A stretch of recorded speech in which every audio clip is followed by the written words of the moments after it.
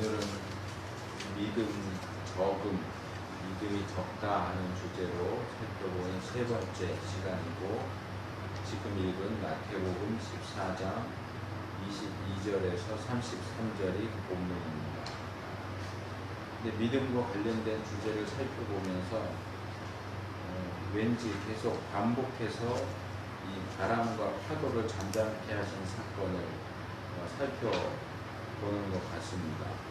이 사건과 관련해서 믿음이 없다 또는 믿음이 적다 이런 말씀을 예수님이 많이 하셨고, 또 복음서에도 그런 관련되는 내용들이 많이 나오기 때문에 그 내용들을 본문으로 선택하다 보니까 비슷한 내용들을 계속해서 살펴보게 됩니다.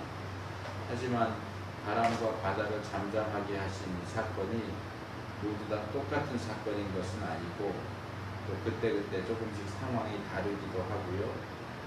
오늘 본문은 지금 읽은 본문의 앞부분을 살펴보면 요한복음에 나와 있는 것처럼 오병이어 사건 이후에 발생한 사건으로 보입니다. 근데 여기 보면 예수님께서는 처음에 제자들과 함께 배에 타고 계시지 않았고, 그러니까 그동안 살펴본 것들은 예수님이 배에 타고 계셨고 주무셨고 이런 내용들이 있었는데, 이 경우에는 이 본문에는 예수님이 함께 배에 타고 계시지 않았고 나중에 물 위를 걸어서 제자들에게 오셨죠. 그리고 믿음이 적다 하는 말씀이 이 바람과 파도 때문에 두려워하는 제자들에게 주신 말씀이 아니고, 물 위로 걸어가다가 바람을 보고 무서워해서 물에 빠진 베드로에게 하신 말씀으로 나오고 있습니다. 그래서 오늘 본문을 통해서 예수님께서 책망하시는 믿음, 또 예수님께서 기대하시는 믿음은 어떤 것인가 하는 내용을 좀 나누려고 합니다. 먼저 22절에서 24절입니다. 예수께서 즉시 제자들을 재촉하사 자기가 무리를 보내는 동안에 배를 타고 앞서 건너편으로 가게 하시고, 무리를 보내신 후에 기도하러 따로 산에 올라가시다 저물매 거기 혼자 계시더니 배가 이미 육지에서 술이나 떠나서 바람이 거슬림으로 물결을 인하여 고난을 당하더라. 오늘은 조금 그 병행구절 내용들을 좀 같이 살펴보면서, 제가 다른 때는 병행구절보다는 각각의 사건이 기록된 복음서 기자의 어떤 입장이나 견해를 위주로 살펴봤는데, 오늘은 좀 다른 복음서에 나온 내용들을 참조해 가면서 말씀을 드리려고 합니다. 자, 오병이어 사건을 경험한 사람들이 요한복음 6장 15절에 보면 예수님을 억지로 잡아서 임금으로 삼으려고 했다 하는 내용이 나옵니다. 사람들이 예수님을 억지로 임금으로 삼으려고 하는 것을 보신 예수님은 아마도 제자들이 그런 분위기에 휩쓸리지 않도록 하기 위해서 제자들을 재촉해서 빨리 배를 타고 건너편으로, 요한복음 6장 17절에 보면 가버나움, 그 건너편이 가버나움이다 이렇게 나옵니다. 건너편으로 가도록 하십니다. 제자들을 먼저 떠나보내시고 예수님은 혼자 남아서 이 무리들을 돌려보내시고, 그들이 다 돌아간 후에는 혼자서 따로 산에 올라가서 거기 계셨다. 요한복음 6장 15절에 보면 그냥 예수님이 산에 올라가서 거기 계셨다 이렇게만 기록하고 있고, 누가복음은 오병이어 사건은 기록하지만 오병이어 사건 이후에 되어진 일에 대해서는 기록을 하지 않고 있습니다. 그리고 마태와 마가 같은 경우는, 마가도 역시 6장 46절에, 그리고 마태복음 본문에 예수님께서 기도하기 위해서 산에 올라가셨다라고 정확한 목적을 밝혀주고 있습니다. 예전에 요한복음에 나오는 오병이어 사건을 말씀을 드리면서 그때 이야기를 했지만, 이 부분에 대해서 제가 생각할 때는 이 지금 발생한 이 상황이 제자들에게만이 아니라 예수님에게도 상당히 위협적인 상황이지 않았겠는가. 그래서 예수님 자신도 무리에게서 그리고 심지어는 제자들에게서도 따로 떨어져서 혼자 생각하고 기도하는 시간이 필요했기 때문에 그러지 않으셨는가라고 생각을 해봅니다. 본문 23절에 보면 예수님께서 따로 산에 올라가셨는데 점을 매 거기 혼자 계셨다 이렇게 기록을 하고 있습니다. 근데 마치 그냥 이 23절만 보면 예수님이 저물기 전에 산에 올라가셨다가 저무니까 거기 계속 계셨다 이렇게 이야기하는 것처럼 보이지만 이 오병이어 사건이 시작되는 마태복음 14장 15절에 보면 이렇게 기록합니다. 저녁이 되매 제자들이 나와 가로되 이곳은 빈들이요 때도 이미 저물었으니 무리를 보내어 마을에 들어가 먹을 것을 사 먹게 하소서 이렇게 얘기합니다. 여기 제가 헬라어 원문을 찾아봤는데 여기에 시간과 관련해서 저녁이 됐다라는 표현과 때가 이미 저물었다라는 표현이 여기 14장 15절에 사용되고 지금 여기 23절에는 저물매라는 표현이 사용되는데 헬라어 원문상으로는 여기 23절에 사용된 저물매라고 하는 표현은 15절에 사용된 저녁이 되매하고 똑같은 표현이에요.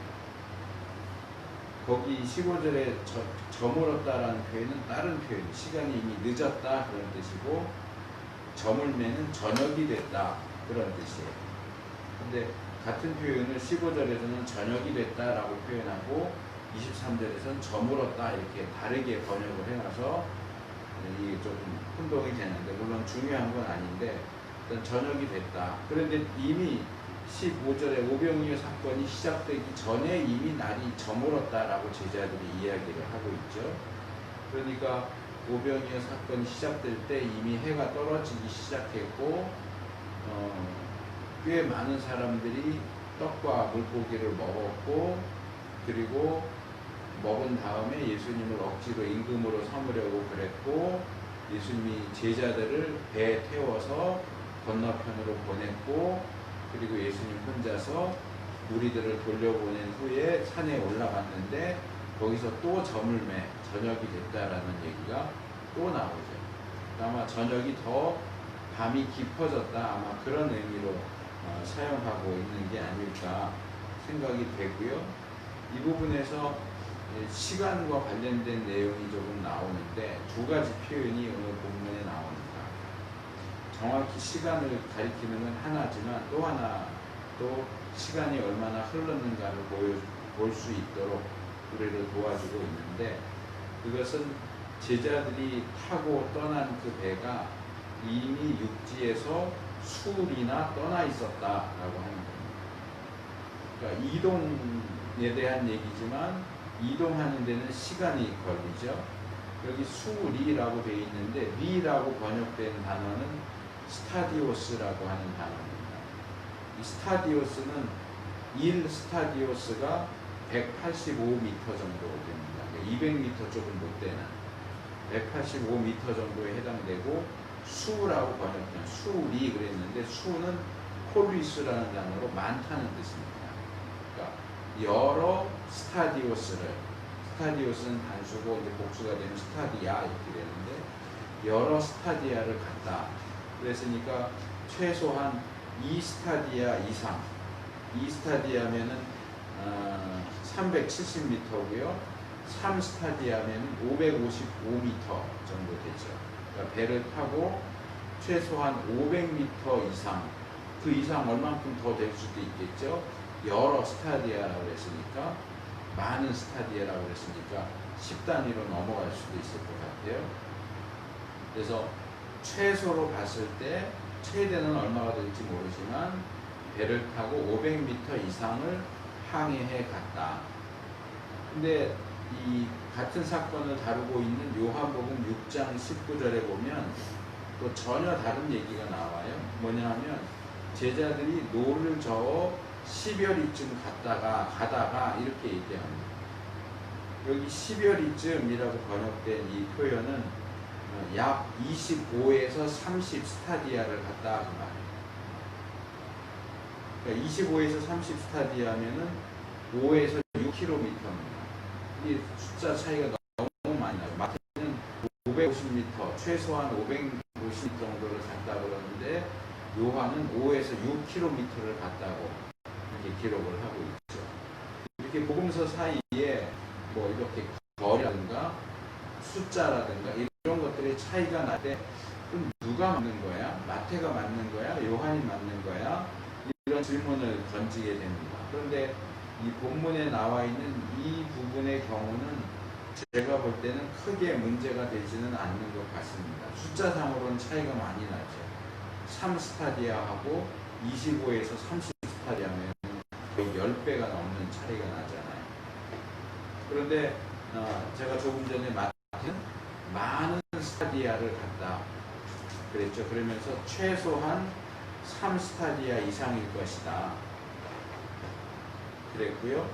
요한은 25에서 30 스타디아 정도, 약 그 정도라고 말하는데 제가 볼 때는 3스타디아 이상, 많은 스타디아에는 25에서 30 스타디아도 포함시킬 수 있지 않겠는가 생각이 되고요. 그리고 세리 출신인 마태보다는 어부 출신인 요한이 조금 더 거리를 정확하게 파악할 수 있지 않았을까. 이제 중간에 풍랑을 만난 것을 생각할 때는 오히려 배에 익숙하지 않은 마태가 그 시간이 더 길게 느껴질 수도 있었지 않을까라는 생각이 들긴 하지만 어쨌든 마태보다는 요한의 기록이 더 정확하지 않을까라는 생각도 들고, 근데 이 본문을 마태의 기록과 요한의 기록을 조금 더 자세히 살펴보면 이 둘 사이에 전혀 어떤 문제가 없다라는 것을 다시 발견하게 됩니다. 왜냐하면 마태복음의 표현을 읽어보면 그 앞뒤 구절을 읽어보시면 배가 약 3스타디아 이상 500m 이상 항해에 간 후에 폭풍을 만난 걸로 되어 있습니다. 24절과 25절을 보면 배가 수리를 항해해서 간 다음에 바람이 거스름으로 고난을 당하게 됐다 이렇게 기록을 하고 있고요. 그런데 요한복음 6장 18절 19절 10여리쯤 갔다라는 내용은 19절에 나오고 그 앞에 18절을 보면 큰 바람이 불어 파도가 일어났다 하는 내용이 나와요. 그러니까 500m쯤 간 다음에 폭풍을 만났다고 마태가 기록하고 요한은 폭풍을 만난 다음에 노를 저어서 10여리를 갔다고 표현을 하고 있어요. 그러니까 이 두 개가 서로 아구가 맞아 떨어지는 거죠. 그러니까 마태는 폭풍을 만나기 전에 얼만큼의 거리를 갔는가, 최소한 500m 이상을 항해해서 가다가 폭풍을 만났다라고 말하는 거고, 요한은 폭풍을 만난 다음에 노를 저어서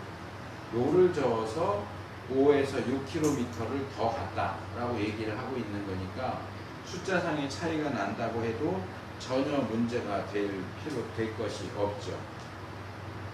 그래서 이 제자들의 항해는 쉽지 않은 것이었던 것으로 보이고, 그러다 보니까 거기에 걸리는 시간도 꽤 많이 걸리지 않았을까 생각이 되고요.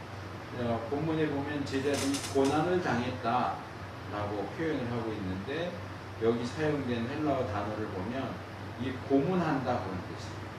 고문한다, 고통을 준다, 지독한 고통으로 괴롭힌다, 그리고 지친다 그런 뜻이에요. 그러니까 배를 탔는데 뭐 12명이 탔으니까 아주 작은 배는 아니었겠죠. 중간 정도 되는 배, 중간이라고 해도 우리가 상상하기는 좀 어려움이 있지만 그래도 어느 정도 규모가 되는 배이긴 하지만 갑자기 풍랑을 만나서 그 12명 중에 4명, 최소한 4명이 어부 출신이잖아요. 배에 익숙하잖아요. 그런데도 어떻게 할 수 없는 풍랑. 그래도 그나마 4명이나 어부 출신이 있었기 때문에 그나마 노를 저어서 5, 6km 정도 더 전진하는 게 가능했겠지만 그렇게 애써서 노를 짓느라고 얼마나 힘들고 지쳤을까. 그리고 출렁거리고 물 들어오고 바람은 쌩쌩 불고 또 얼마나 고통스러웠고 또 죽을 수도 있겠다 그런 생각 가운데 얼마나 제자들이 고통스러웠을까 하는 것을 생각을 할 수 있습니다.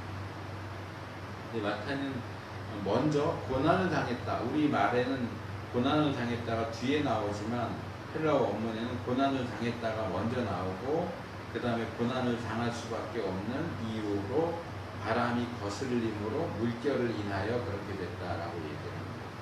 근데 여기 특별히 거슬렸다, 거슬림으로 라고 번역된 이 단어는 반대편에 적대시하는, 대항하는, 적의에 찬 그런 뜻이에요. 그러니까 적이죠, 원수죠. 원수가 내 반대편에 있어요. 그리고 계속 내가 뭔가를 말하거나 행동하는 것에 대해서 거슬려서 말하고 행동해요. 바람이 마치 인격을 가지고 있는 존재인 것처럼 배에 타고 있는 제자들에게 적의를 가지고 있는 것처럼, 그래서 그들이 호수 건너편으로 가지 못하도록 또는 호수에 빠져서 죽도록 하려는 그런 의도를 가진 것처럼 계속해서 불어왔고 그 바람 때문에 호수의 물결도 아주 거칠어졌다 하는 겁니다. 그래서 이들이 이 갈릴리 호수를 항해해 나가는데 시간이 꽤 많이 걸렸고 굉장히 힘든 항해를 했겠구나 하는 생각을 하게 되고요. 그 다음에 두 번째로 볼 수 있는 것은 여기 25절에 나오고요. 25절, 26절을 읽어드립니다. 밤 사경에 예수께서 바다 위로 걸어서 제자들에게 오시니 제자들이 그 바다 위로 걸어오심을 보고 놀라 위령이라 하며 무서워하여 소리 지르거늘 예수께서 즉시 일러 가라사대 안심하라 내니 두려워 말라. 27절까지 읽었습니다. 시간이 얼마나 흘렀는가를 보여주는 더 확실한 표현이 여기 25절에 나오죠. 예수님께서 바다 위로 걸어서 제자들에게 오신 시간이 밤 사경 이렇게 되어 있습니다. 제가 한글 번역본들을 보니까 어떤 번역본은 그냥 새벽 4시쯤 이렇게 사경이라고 한 걸 그대로 그냥 새벽 4시쯤 이렇게 있는데 이제 뭐라 그럴까 조금 우습게도 이게 완전히 틀린 번역은 아니에요. 왜냐하면 이 유대인 시간으로 밤 사경은 우리 시간으로 새벽 3시에서 6시 사이에요. 그러니까 4시도 포함되는 거죠. 3시, 4시, 5시, 6시 그 기간은 사경이라고 부릅니다. 4시간 단위로 자르는 것 같아요. 시간.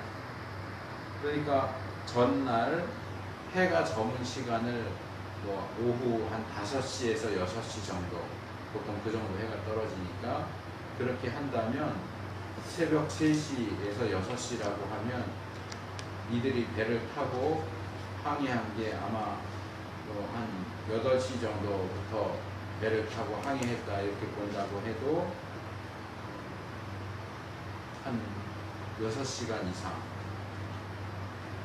6시, 5시, 6시부터 계산하면 그때로부터 시간이 9시간에서 최대한 11시간 정도 시간이 흐른 거죠. 그만큼 예수님도 산에 오래 계셨고 제자들도 이 갈릴리 호수에 오랫동안 있으면서 아주 심하게 시달림을 받고 지쳐있는 상태였죠. 아마도 이제는 더 이상 어떻게 할 수가 없다. 우리도 힘이 다 빠지고 바람은 수그러들지 않고 우리는 더 이상 어떻게 할 방법이 없고 이제 꼼짝없이 죽었다. 아마 그런 상황에 처했을 때 예수님이 제자들에게 나타나지 않으셨는가 생각이 되고요. 근데 예수님이 그런 지쳐있는 제자들에게 나타나셨는데 장소가 문제죠. 육지라면 뭐 어디에서든지 어떻게든 나타날 수 있겠는데 지금 이 제자들이 있는 장소가 육지가 아니고 바다라는 거죠. 그것도 거센 바람이 불고 높은 파도가 치는 바다 위. 배를 타고 있어도 빠져 죽을 것 같은 그 바다 위에 배도 타지 않은 사람의 형체가 나타났습니다. 걷는 건지 어떤 건지는 자세히 보이지도 않았겠지만 점점 배를 향해서 가까이 옵니다. 제자들이 그런 장면을 목격했을 때 얼마나 놀랐을까. 본문에 매우 놀랐다 이렇게 그냥 놀랐다라고 번역되어 있지만 매우 놀랐다 이렇게 해야 되지 않을까. 여기 사용된 단어는 휘젓는다 그런 뜻이에요. 그러니까 흙탕물이 이렇게 가라앉아 있는데 이렇게 막 휘저으면 다 뒤섞여 버리잖아요. 그것처럼 휘젓는다, 자극한다, 동요시킨다, 불안하게 한다. 안 그래도 바람과 파도 때문에 힘들어 죽겠는데 뭔가가 바다 위에 나타났어요. 정확하게 보이지도 않아요. 아마 가슴이 철렁 내려앉았겠죠. 깜짝 놀라서 공포에 사로잡혀서 무서워하여 비명을 질렀습니다. 소리를 질렀습니다. 유령이다라고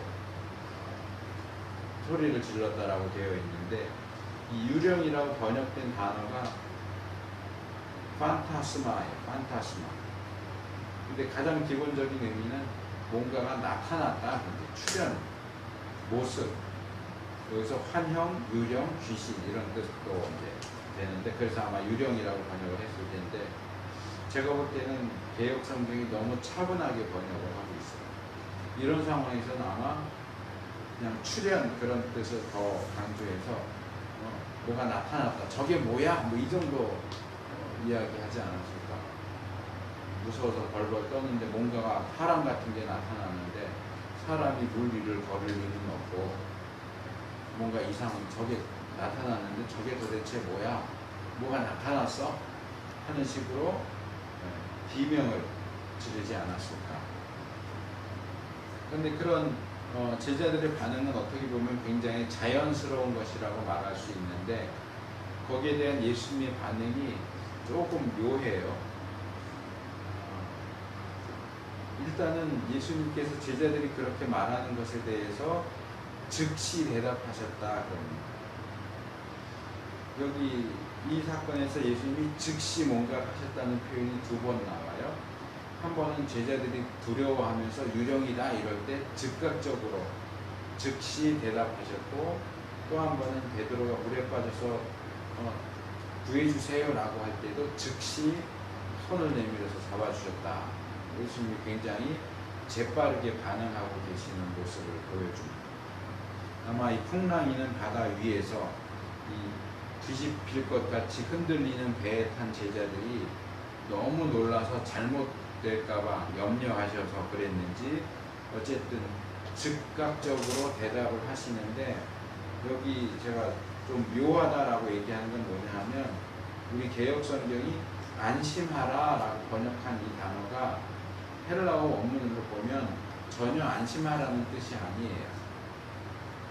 이게 헬라어로 다르세오라고 하는 단어인데 용기를 가져라 그런 뜻이에요. 용기를 가져라. 용기를 내라. 안심하라는 뜻이 없어요. 예수님이 깜짝 놀라서 공포의 비명을 지르는 제자들한테 용기를 내라. 나다. 두려워하지 마라. 이렇게 말씀을 하시는데 용기를 내라 하는 말이 결국 두려워하지 말아라 하는 얘기하고 같은 의미이기는 하겠지만 이런 상황에서 용기를 내라 이런 말을 하는 것은 뭔가 조금 맞지 않아 보여요. 차라리 개역이 번역한 것처럼 안심해라. 이게 더 상황에 맞는 것 같아요. 아마 그래서 그렇게 바꿔서 번역하지 않았을까라는 생각이 들긴 하는데 어쨌든 원문에는 안심해라가 아니고 용기를 내라. 용기를 내라 이런 것은 예를 들어서 시험 보러 갈 때 싸우러 나갈 때 다 용기를 내, 기운 내 이렇게 하는 거지. 지금 풍랑이는 바다에서 귀신 같은 게 나타나서 두려워하는데 용기를 내라. 이거는 사실 상황이 좀 안 맞는 표현이에요. 근데 이걸 보면 이것 때문에 그런가 하는 생각을 하게 되는 게 뭐냐 하면 예수님이 나타났어요. 지금 거센 바람과 풍랑에서 배가 뒤집혀질 것 같은 상황에서 온 힘을 다해서 5, 6km를 노를 저어서 오느라고 기운이 다 빠져 있어요. 그런 상황에서 역시 풍랑은 잦아들지 않고 예수님인지 뭔지 알 수 없는 어떤 존재가 배를 향해서 점점 다가오고 있어요. 이건 완전히 공포 영화의 한 장면이잖아요. 조스 영화 같은 거 나올 때 조스 나오기 전에 음악 나오잖아요. 짜잔 짜잔 짜잔 하고 나오는 것처럼 그런 장면인데, 물론 예수님이 나다 두려워하지 마라 이렇게 말씀을 하시지만 베드로가 이게 참 엉뚱한 사람같이 어떻게 그 상황에서 예수님 나도 물 위로 걸어갈 수 있게 해주세요 이 말을 어떻게 하냔 말이에요. 여러분 같으면 그런 말을 하겠어요? 그 상황에서? 예수님 빨리 오세요. 빨리 와서 좀 이 바람과 파도 좀 잠잠하게 해주세요. 이렇게 말하는 게 정상이지, 그 상황에서 바람과 파도가 잠잠해진 것도 아니란 말이에요. 물론 예수님이 물 위를 걸어서 오신 것이 신기할 수도 있지만 어떻게 그 상황에서 예수님이 물 위를 걷네? 나도 물 위를 좀 걸어보고 싶은데 예수님이면 나도 좀 물 위를 걸어보게 해주세요. 이런 발상을 할 수 있다는 게 정말 저는 이건 말이 안 된다. 이 베드로가 엉뚱해도 너무 엉뚱하다라는 생각이 들거든요. 여러분은 그런 생각을 해보셨는지 모르겠어요. 이 본문을 읽으면서 어떻게 여기서 이런 말을 하지?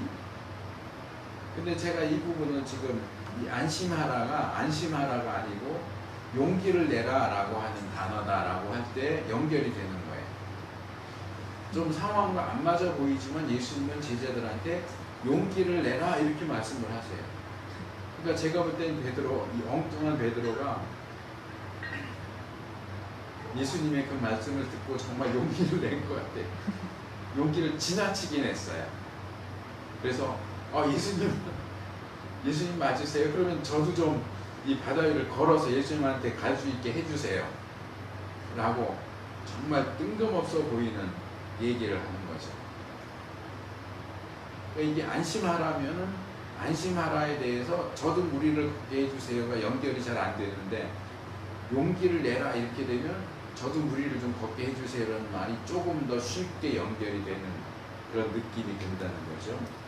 여기 제가 이미 말해버렸지만 28절에서 31절, 베드로가 대답하여 가로되 주여 만일 주시거든 나를 명하사 물 위로 오라 하소서 한데 오라 하시니 베드로가 배에서 내려 물 위로 걸어서 예수께로 가되 바람을 보고 무서워 빠져가는지라 소리질러 가로되 주여 나를 구원하소서 하니 예수께서 즉시 손을 내밀어 저를 붙잡으시며 가라사대 믿음이 적은 자여 왜 의심하였느냐 하시고.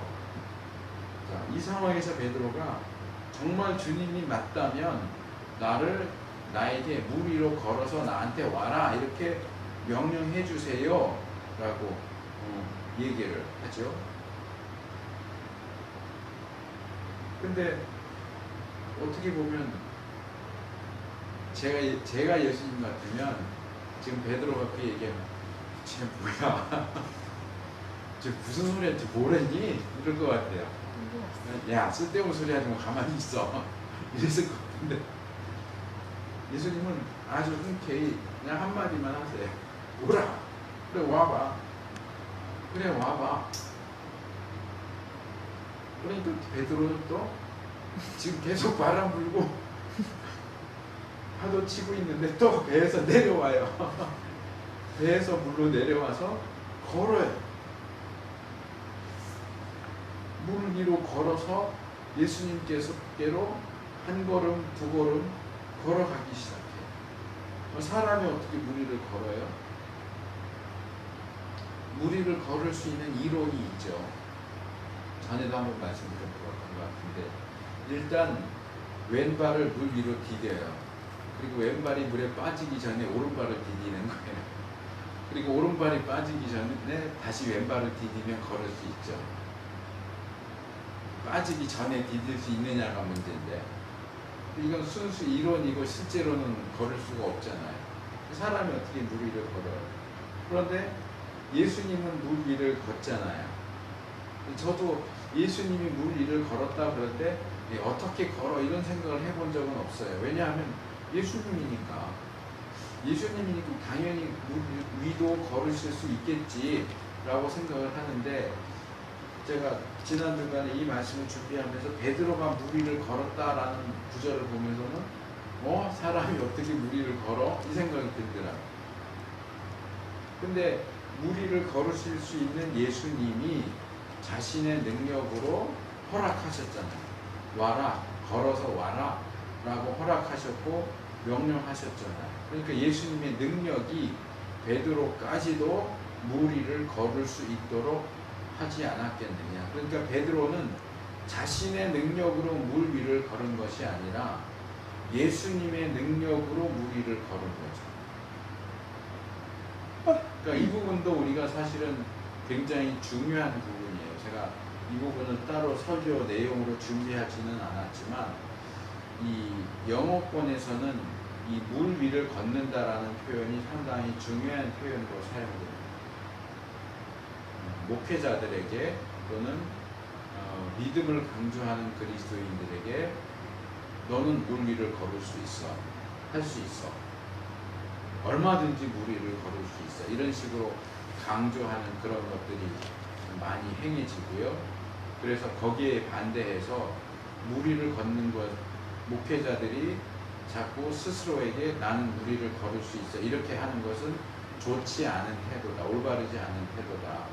베드로의 경우야 예수님이 걸어와라 이렇게 명령하셨으니까 걷는 거지 아무나 다 걸을 수 있는 게 아니다. 벌써 몇 년 전에 제가 말씀을 드렸던 것 같은데, 제가 북마크를 해놨어요. 제 기계에. 미국의 어느 순복음 오순절 계통의 목사가 마가복음 뒤에 추가된 부분이 있죠. 독을 마셔도 해를 받지 않고 뱀을 집으며, 이 말씀을 실제로 보여준다고 독사를 갖다 놓고 이렇게 사람들 앞에서 뱀을 이렇게 짚는 걸 보였었어요. 그러다가 어느 날 그 독사한테 물려서 죽었어요. 그게 기사가 났어요. 그 말씀 그대로 한다고 그러더라고요. 그 사람한테 예수님이 약속한 게 아니잖아요. 그 사건은 사도행전에서 성취된다고 해요. 바울이 그 파선했다가 섬에 가서 불태울 나무 하다가 나무 사이에 있는 독사가 나와서 바울을 물잖아요. 아무런 해를 입지 않잖아요. 그게 바울이 의도적으로 봐라 나는 뱀 집어도 안 물린다, 물려도 안 죽는다, 그런 식으로 한 게 아니란 말이에요. 근데 거기에 대해서 여기 말씀이 이렇게 됐으니까 나는 독사를 집어도 안 죽어, 그런 식으로 쓰라고 주신 말씀이 아니란 말이에요. 마찬가지로 베드로가 물 위를 걸었다, 그러니까 누구라도 믿으면 물 위를 걸을 수 있다. 아니요, 그렇지 않아요. 우리는 물 위를 걸을 수가 없어요. 그 부분에서 착각하면 안 돼요. 성경에 나온다고 해서 그게 다 우리에게 적용되고 그대로 우리가 할 수 있느냐? 아니요, 그렇지 않다고요. 그래서 이 부분도 또 하나의 설교로 할 만한 중요한 주제이긴 하지만, 오늘 주제는 물 위를 걷는 문제가 아니고 믿음이 적은 문제이기 때문에 그냥 이 정도만 말씀드리고 넘어가고요. 상황이 여기서 끝나지 않아요. 베드로가 물 위를 걸었다로 끝나지 않고, 물 위를 걸어서 예수님께로 가던 베드로가 불어오는 강한 바람을 보고 두려움에 빠졌어요. 여기 무서워라고 번역된 이 단어와 관련된 같은 어근을 가진 단어가 벌써 이 사건에서 세 번째 사용되고 있어요. 첫 번째는 26절에서 제자들이 물 위를 걸어오는 예수님을 발견하고 무서워하여 소리를 질렀다. 이렇게 무서워하여, 여기는 명사가 사용됐어요. 포보스예요. 포보스. 두려움 때문에 소리를 질렀다. 두려움 때문에 소리를 질렀고, 27절에는 예수님께서 자기 정체를 밝히시면서 두려워하지 말라. 그럴 때도 여기 포베오, 동사가 포베오입니다. 두려워하지 말아라. 그리고 여기서도 베드로가 무서워했다. 그럴 때 포베오입니다. 두려워했다, 무서워했다, 공포에 빠졌다, 뭐 이런 뜻입니다. 앞에서 제자들이 무서워했던 건 유령, 바람이라고 생각되는 예수님이었고, 지금 베드로가 무서워한 것은 바람이죠. 그런데 구체적으로 두려워하는 대상의 차이는 있을지라도 예수님은 한 번 두려워하는 제자들에게 두려워 말아라 라고 한 번 말씀을 하셨지만, 그 말씀은 제자들에게나 지금 바람을 보고 두려워하는 베드로에게나 동일하게 적용될 수 있는 말씀이라고 생각이 됩니다. 그리고 두려워하지 말아야 하는 이 근거가 동일하죠. 아무리 바람이 거세게 불고 파도가 크게 칠지라도, 또 무언가 정체를 알 수 없는 것 때문에 너무나도 놀라서 두려움에 떨게 될지라도 예수님이 함께 계신다면, 나다. 예수님이 함께 계신다면 두려워할 필요가 없다는 거죠. 마찬가지로 베드로가 지금 베드로에게 직접 두려워하지 마라 이렇게 말씀을 하지는 않으셨지만, 배에 있는 제자들에게 다가오시면서 이미 내가 이제 왔으니까 두려워하지 마라, 용기를 내라 이렇게 말씀하셨고, 그래서 베드로도 용기를 내서 저 무리를 걸어갈 수 있게 해주세요. 그래서 그럼 와라 해서 걸었다고 한다면 두려워하지 말았어요. 바람이 불어도. 시작은 잘했어요. 좀 엉뚱하기는 하지만 그 예수님에 대한 믿음으로, 예수님의 존재와 예수님의 능력에 대한 믿음으로 용기를 내서, 정말 보통 사람들은 내지도 못할 큰 용기를 내서 무리를 걷는 놀라운 일을 경험했는데, 그걸 마무리를 끝까지 못해서 다시금 두려움에 빠지게 된 겁니다. 두려움에 빠지니까 물에도 빠졌죠. 이런 베드로의 모습을 보면서, 또 거기에다가 예수님께서 그런 베드로를 보시면서 믿음이 적은 자여 왜 의심하였느냐 이렇게 말씀을 하시다 보니까, 우리도 보면서 베드로가 이렇게 베드로가 믿음이 적냐 좀 안타까울 수도 있고, 또 어떻게 보면 좀 한심하게 생각할 수도 있을 것 같아요. 그런데 저는 이 본문 말씀을 좀 자세하게 살펴보면서 그 부분에 대한 우리의 생각을 좀 바꿀 필요가 있지 않을까. 좀 추운데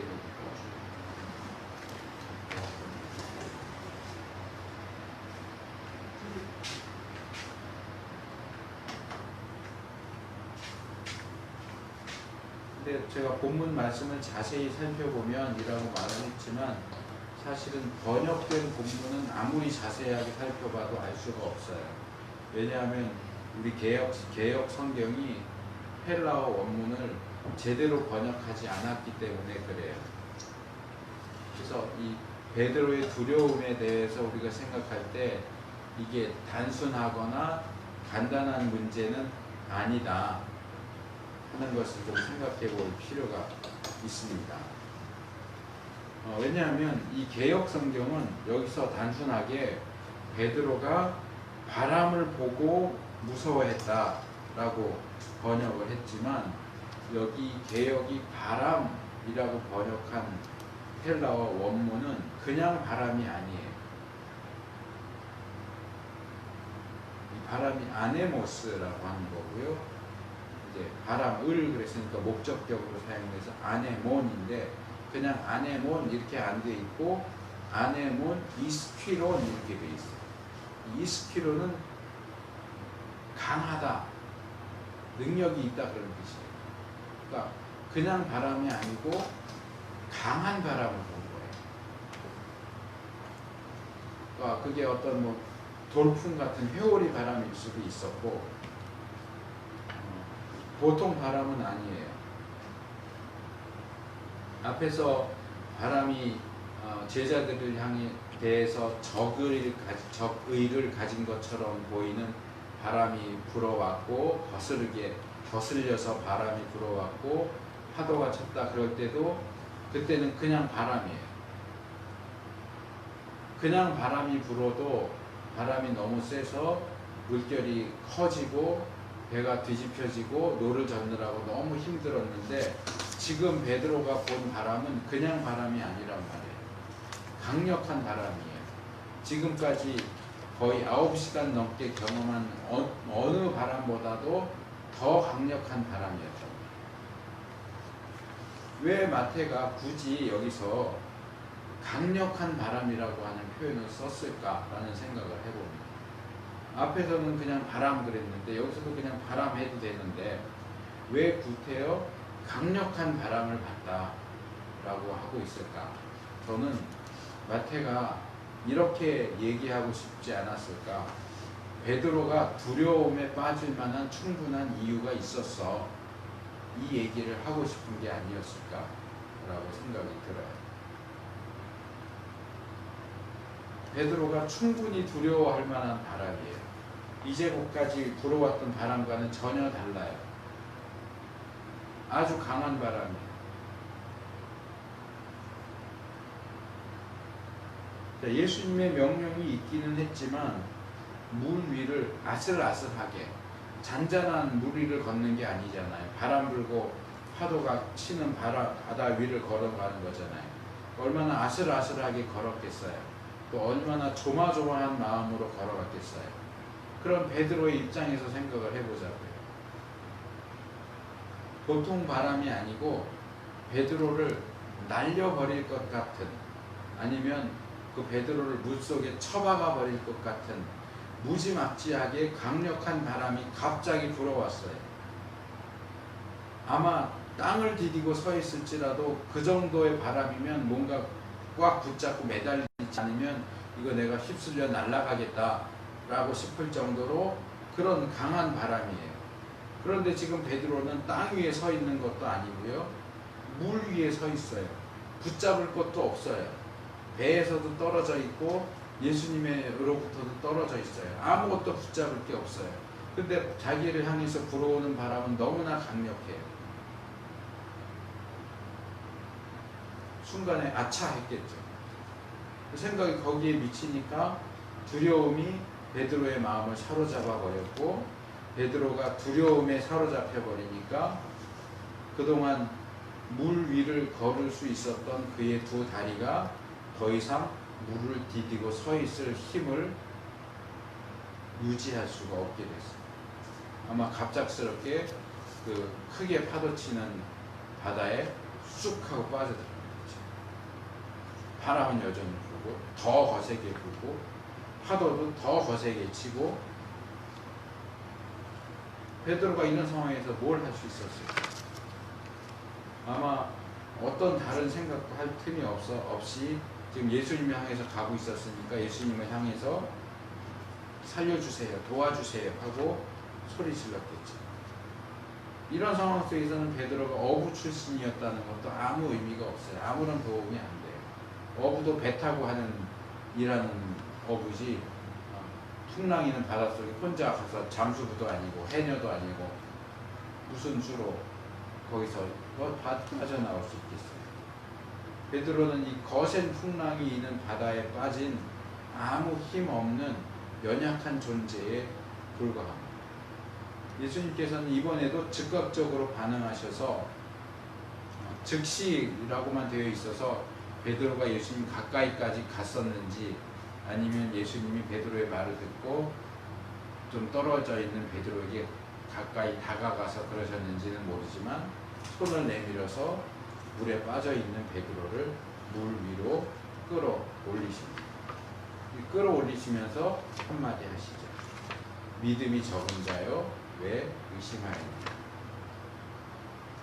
이게 책망하는 말씀인지 한심하게 보여서 한탄하시면서 하시는 말씀인지는 여기 사용된 표현만 가지고는 알기가 힘듭니다. 여기 믿음이 적은 자라고 하는 표현은 전에도 소개했던 올리고 피스토스예요. 올리고는 적다는 거고 피스토스는 믿음입니다. 하나의 단어죠. 쉽사리 믿지 않는, 신뢰가 부족한, 믿음이 적은, 너무나도 적게 믿는 그런 뜻이에요. 베드로만을 상대해서 말씀하지는 않으셨지만 아까 말한 것처럼 제자들을 향해서 예수님이 제자들이 무서워하니까 용기를 내라, 나다, 무서워하지 마라 라고 말씀을 하셨잖아요. 그러면 믿었어야죠.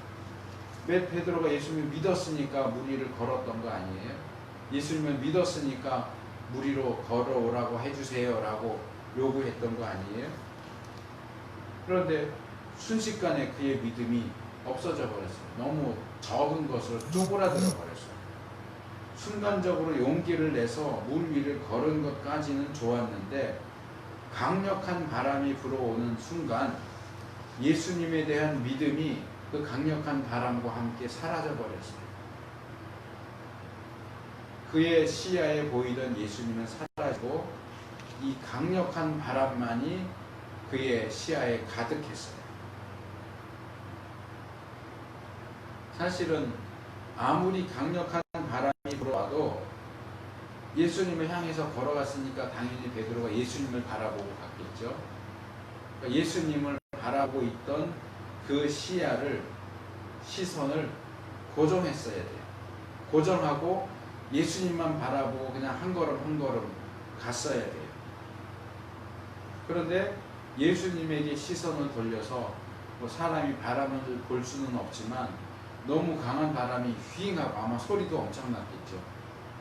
왼쪽에서든 오른쪽에서든 위에서든 휘잉하고 쏵하고 바람이 불어오니까 시선을 확 돌린 거예요. 바람을. 거기에 마음을 뺏긴 거예요. 마음을 뺏기고 믿음을 뺏긴 거예요. 우리에게도 예수님께 고정하고 있던 시선을 다른 곳으로 돌리거나 놓치게 만드는 그런 강력한 바람이 종종 불어옵니다. 그게 베드로의 경우처럼 자연적인 바람일 수도 있고요. 재물이라는 바람일 수도 있고요. 저처럼 건강이라는 바람일 수도 있고요. 부모나 자식 같은 바람일 수도 있고요. 사람과의 관계 같은 바람일 수도 있어요. 그게 어떠한 종류의 바람이든지 그리고 그것이 얼마나 강력한 바람이든지 그것이 예수님에게 고정한 우리의 시선을 돌리거나 놓치도록 만들면 안 된다는 거예요. 이미 바람은 불어왔어요. 불고 있어요. 파도도 이미 치고 있어요. 좀 더 강한 바람이 불기는 했지만 바람이 분다고 해서 무리를 걷던 그 행위가 중단되거나 방해받지 않아요. 왜요? 예수님이 허락하셨잖아요. 예수님이 명령하셨잖아요. 그러면 그 예수님에 대한 믿음, 그 예수님의 명령에 대한 믿음으로 그냥 한 걸음 한 걸음 걸으면 됐었어요.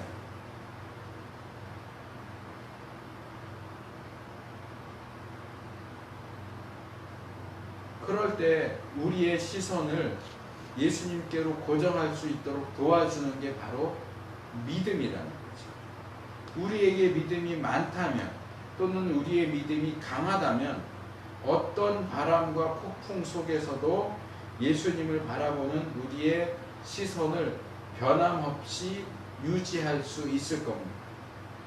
믿음이 있다고는 하지만 이런 시선 고정을 할 수 없다면 우리는 예수님이 말씀하신 것처럼 믿음이 적은 자들인 것입니다.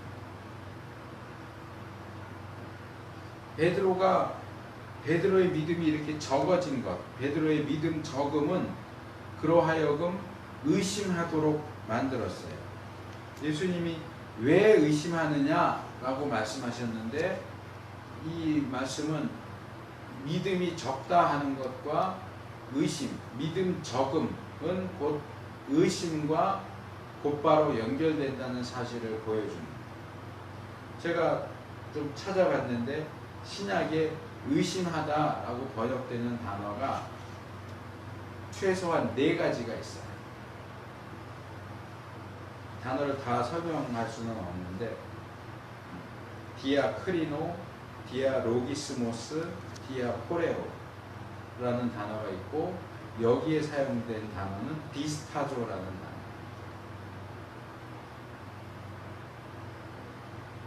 이 디스타조라는 단어는 뭐냐면 이중으로 한다 그런 거예요. 이중으로 한다. 이중으로 한다는 게 무슨 말일까? 두 번 한다는 얘기일 수도 있겠지만 이어지는 의미를 살펴보면 무슨 의미인지 짐작할 수 있어요. 이중으로 한다, 흔들린다. 흔들린다, 의심한다, 포기한다. 이렇게 흔들면 손이 하나인데 이렇게 두 개나 그 이상으로 보일 수 있잖아요. 그러니까 흔들리는 거예요. 이것은 예수님에 대한 베드로의 믿음이 이중으로 보일 정도로 흔들렸다. 바람을 보면서 흔들린 거예요. 너무나도 그가 보기에 너무나도 강력한 바람이 불어오니까 지금까지는 괜찮았는데 예수님께서 과연 이 바람도 막아주실 수 있을까 의심한 거예요. 막아주시지 못할 것 같아 하고 포기한 거예요. 이 정도로 강력한 바람은 예수님도 어떻게 하실 수 없을 거야 라는 생각을 가지면서 예수님에 대한 그의 믿음이 온통 뒤흔들린 거예요. 우리는 어떻습니까? 우리가 처해 있는 형편, 상황, 문제들을 예수님보다 더 크게 생각하고 있지는 않습니까? 자질구레한 거면 몰라도 이런 문제들은 예수님도 어쩔 수 없을 거야. 그런 생각을 하고 있지 않습니까? 그게 바로 의심이고 그게 바로 믿음이 적은 겁니다. 예수님은 변화산 아래에 내려오셔서 이 귀신 들려서 간질하는 아들의 아버지에게 말씀하시죠. 할 수 있거든이 무슨 말이냐. 왜요? 이 아버지가 그랬거든요.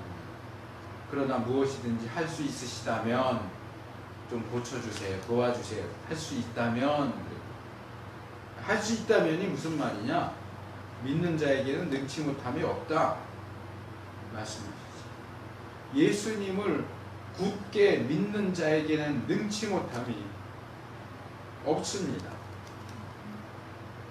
예수님을 믿는 자에게도 능치 못함이 없을 뿐만 아니라 예수님 자신에게도 능치 못함이 없습니다. 이거는 안 되겠지 할 만한 것은 없습니다. 아무것도 없습니다. 예수님이 하실 수 없는 것은 아무것도 없습니다. 이건 안 될 거야. 이것도 할 수 있을까? 아니요. 예수님이 하실 수 없는 건 아무것도 없어요.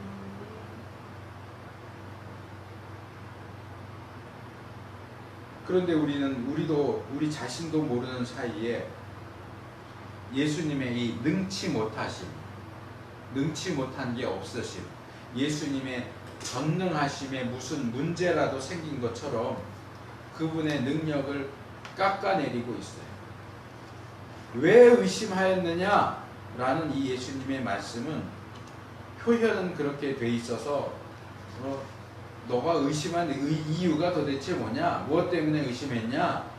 이런 질문처럼 보이지만 그거라기보다는 너 어떻게 의심할 수 있느냐? 이런 책망의 말씀으로 보여요. 예수님도 아시죠? 지금 거센 바람이 휙 부니까 베드로가 그러더니 빠졌단 말이에요. 왜 빠졌는지 알죠? 예수님도. 왜 의심하게 됐는지 예수님도 아시죠? 왜 의심하게 됐는지가 궁금한 게 아니에요. 어떻게 의심할 수 있느냐는 거예요. 예수님을 앞에 두고서 예수님이 물 위를 걸어서 오라고 명령하셨는데 어떻게 그것을 의심할 수 있느냐는 거죠. 아무리 거센 바람이 불어왔다 할지라도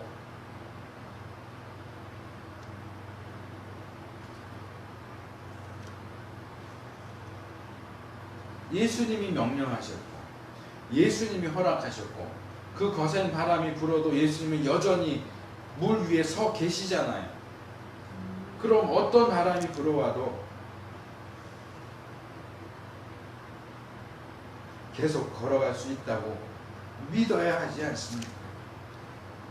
어째서 우리 눈에 예수님이 바람보다도 작은 존재로 보이는 겁니까? 어째서 예수님도 감당할 수 없는 문제가 있을 거라는 생각을 하는 것입니까?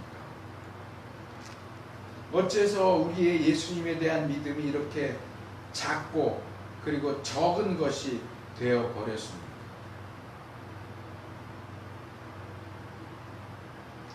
마지막 32절과 33절입니다. 배에 함께 오름에 바람이 그치는지라 배에 있는 사람들이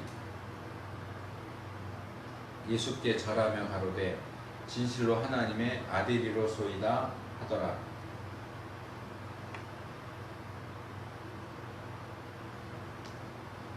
자, 베드로를 붙잡으신 예수님이 아마 질질 끌고서 베드로와 함께 배에 올라오셨습니다. 그런데 이 부분에서 우리는 다른 바람과 파도를 잠잠하게 하신 사건과 차이가 나는 부분을 발견하게 됩니다. 그게 뭡니까? 예수님께서 따로 명령을 내리지 않으셨는데도 바람과 파도가 잠잠해졌다. 여기서도 우리가 보는 개역 성경은 그냥 바람이 그쳤다 이렇게 번역을 하고 있는데, 근데 대부분 이렇게 번역을 하고 있어요. 헬라어 원문에는 정관사가 붙어 있어요. 그러니까 그 바람이 그쳤어요. 그냥 바람이 그친 게 아니고 그 바람이 그친 거예요. 뭐예요? 벌써 몇 시간째 제자들을 괴롭혔던 그 바람이 그친 거고요. 지금 베드로에게 두려움을 주어서 물속에 빠지게 만들었던 그 강력한 바람이 그친 거예요. 말씀도 안 하셨는데 그냥 배에 올라타셨을 뿐인데 그 바람이 그쳐버렸어요. 스톱해버렸어요. 그러니까 거기에 대한 제자들의 반응이 이 배에서 절하기가 힘들었을 텐데도 배에서 예수님에게 절을 하면서 진실로 하나님의 아들이로소이다 라고 고백을 하죠. 풍랑을 잠잠하게 하신 다른 사건에서는 이렇게 사건이 끝나지 않아요. 어떻게 끝나요? 도대체 이분이 누군데 바람과 파도가 말을 듣지 순종하지? 이분이 도대체 누구야? 어떤 분이야? 여전히 의심하고 의아해하고 뭔가 확신을 갖지 못하는 그런 모습을 보이는데, 이 본문에서는 아예 확신을 가지고 예수님은 하나님의 아들이시구나 라고 고백을 하고 있어요.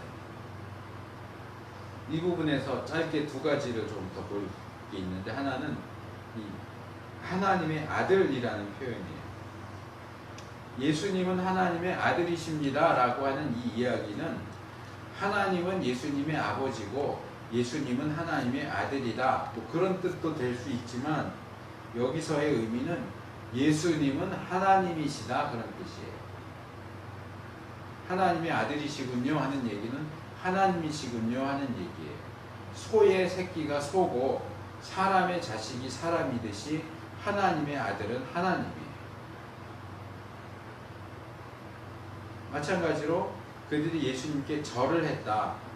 여기 절을 했다라고 번역된 단어는 프로스퀴네오라고 하는 단어인데 보통은 경배했다 이렇게 번역되는 단어예요. 우리가 큰절하는 것과 같은 그런 동작이에요. 그러니까 이건 하지만 단순히 큰절을 했다. 물론 동작상으로는 큰절을 했다라고 하는 의미일 수도 있지만 이것은 경배했다라는 뜻이에요. 그리고 유대인들에게 있어서 경배의 대상은 오직 하나님뿐입니다. 사람은 경배하지 않아요. 천사도 경배하지 않아요.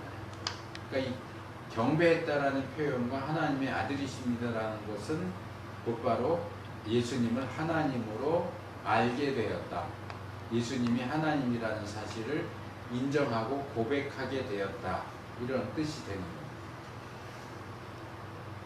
오늘 본문 사건은 두려움에 떨던 제자들이 결국에는 예수님을 하나님으로 고백하고 경배하는 것으로 끝납니다.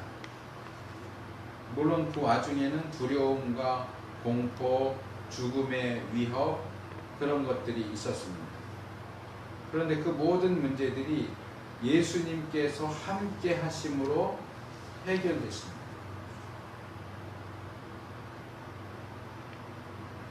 어쩌면 예수님이 제자들에게 나타나시고 유령이다 그럴 때 용기를 내라, 나다, 두려워하지 마라 그러면서 곧바로 배 위에 올라타셨으면 그냥 잠잠해지고 베드로가 물 위를 걷다가 빠지는 사건은 일어나지 않았겠죠. 어쩌면 그것만으로도 제자들이 예수님이 하나님의 아들이구나, 하나님이시구나를 깨달을 수도 있었겠지만 그 중간에 베드로가 물 위를 걷게 해주세요. 그리고 물 위를 걸었고 두려워해서 물 속에 빠졌고 베드로를 건져주셨고 그리고 함께 배 위에 올라왔을 때 잠잠해지는 이 조금 더 드라마틱한 극적인 상황이 제자들로 하여금 더 확실하게 예수님을 하나님으로 인정할 수 있는 계기가 되지 않았을까 생각이 됩니다. 예수님이 그냥 계시니까, 예수님이 오시니까 그냥 그쳐요. 예수님은 뭘 할 필요도 없어요. 꾸짖으실 필요도 없고 명령하실 필요도 없어요. 그냥 제자들이 있는 배 위에 올라오시니까 모든 상황이 종결돼요. 베드로의 모습에서 볼 수 있듯이 우리의 믿음을 위협하는 강력한 바람이 호시탐탐 시도 때도 없이 우리에게 불어오지만 우리는 본문을 통해서 그런 가운데서도 우리의 시선을 예수님께 고정해야 한다는 사실을 배웁니다. 물론 우리도 베드로처럼 그 일에 예수님께 시선을 고정하는 그 일에 종종 아니 대부분 실패하는 것이 사실입니다. 하지만 그럴 때 역시 베드로에게 배워야 돼요. 물에 쑥 빠지니까 어떻게 해요? 아이고 면목 없네. 어떻게 또 예수님한테 도와달라고 그래. 그러고 있었을까요? 물론 상황이 상황이니만큼 아까 말했던 것처럼 딴 생각할 틈이 없었겠죠. 하고 빠지고서는 물 몇 모금 마시고 살려주세요. 조금 건져주세요. 아마 이랬겠죠. 그거예요. 우리가 예수님께 시선을 잘 맞추고 있다가 이런저런 이유로 그 시선이 흐트러지고 예수님을 바라보는 그 시선을 놓치고 해서 문제가 생겼을 때 즉각적으로 즉시로 예수님께 도움을 요청하면 되는 겁니다. 도와주세요. 그러면 예수님도 즉각적으로 우리를 도와주십니다. 우리의 믿음 없는 것도 도와주시고 우리의 생명이 위험한 것에서도 건져주십니다. 물론 우리의 경우 베드로의 경우처럼 그 모든 것들이 모두 즉각적으로 행해지지는 않아요. 훨씬 더 긴 시간이 필요하죠. 제가 질병에 걸려서 예수님 도와주세요 그런다고 하루아침에 낫지는 않아요. 이제 벌써 뇌경색이 온 지도 10개월 들어섰습니다. 시간이 필요한 것 같아요. 근데 저는 이렇게 시간이 필요하다, 시간이 걸린다 하는 것 역시도 우리에게 불어오는 강력한 바람 가운데 하나가 아닐까라고 생각해요. 왜 도와달라고 했는데 안 도와줘? 왜 고쳐달라고 했는데 안 고쳐줘? 에이 안 되나 보다. 그러지 말라. 그래서 시간이 걸려도 그 가운데서도 우리는 여전히 예수님께 시선을 고정해야 됩니다. 주님께서 우리를 도와주셔서 우리 믿음이 더 굳건해지고 그래서 예수님께만 시선을 고정할 수 있게 되기를 축원합니다.